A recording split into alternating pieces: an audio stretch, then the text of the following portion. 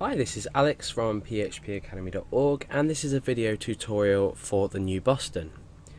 Now in this video we're going to be looking at Ajax and using a GET request to a specific page in order to return an auto-suggest style search box.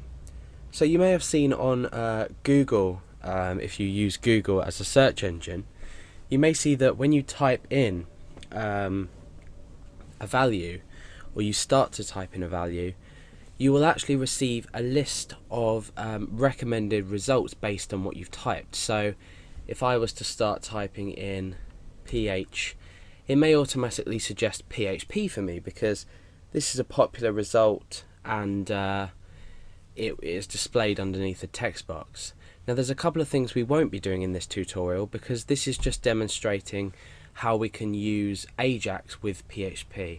We're not going to be using CSS to make everything look pretty because we're going to be focusing on the Ajax relative to the PHP. What we're also not going to be doing is searching it by popularity. What we're going to be doing is we're going to use an SQL query to match or match every time we press a key down. So if I'm typing PHP here, every time we press a key we're going to match what we've already got to the rest of a string inside a database. So let me just make this a bit clearer. Let me just open up my database that I've already created. Okay, so if you haven't already created a database, go into PHPMyAdmin or whatever you use to administer your MySQL database, and you want to create a database called Ajax or something of your choice, but just remember I'm going to be using the name Ajax. Now we need a table inside of this database called names, or obviously whatever you choose to call it, but remember to add it in the tutorial in the substitute of what I've named it. And we have two field names. We've got ID and we've got name. Now ID is just something I always tend to put in a database just to keep track of how many records there are, and also the ordering of which each record was entered. So you can see that I've got a few names that I've already entered in. Let's just take a look at the database structure so you can see how I've set this up. We've got ID, which is a primary key, and it's an auto increment. So every time we insert a record, it will increment this value. And name is just a variable character of 40. So that's all you need to do.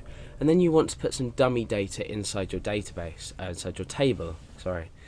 And the data that you want to put in is that the data which put a few names in first of people you might know, etc., and then choose a name that already exists but with, say, a different surname, for example.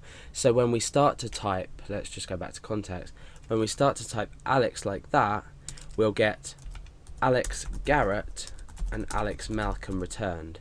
And then when we continue to type, we might type Alex G, then Alex Malcolm will no longer match what we've currently typed, so Alex Garrett will be returned. So hopefully that makes sense. If you can though, add as many rows as you can in here, as many records as you can in here to get the best effect from this possible.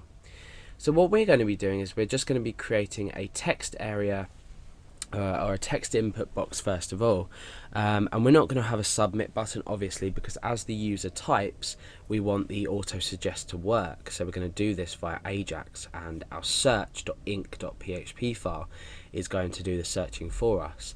So in index.php, let's just set up first of all our page, the head of our page, the body of our page. Then we'll set up the area that the user can type in.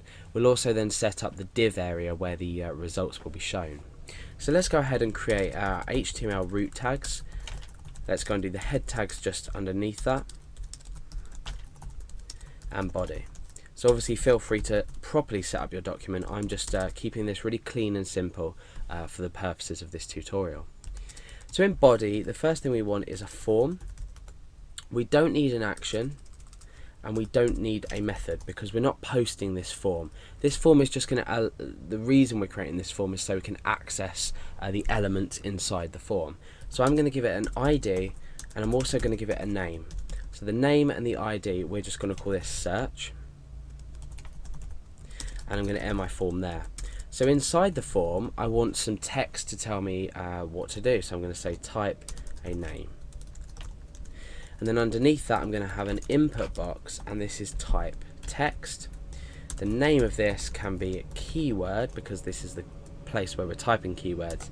And then we want this on mouse down, on key down, what do we call it, event. So we want an on key down event. And what we're going to do is every time a key is pressed, so every time we're in focus on this, in this, let's just preview it so I can explain a bit better. So every time we're in focus on this,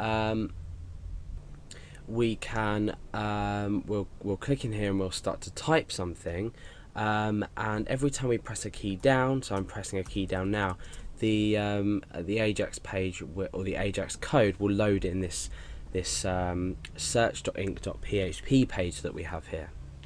So let's go ahead and make up the name of our function now, so we can put that into our JavaScript in a moment. So I'm going to call this find match. We'll call it find match.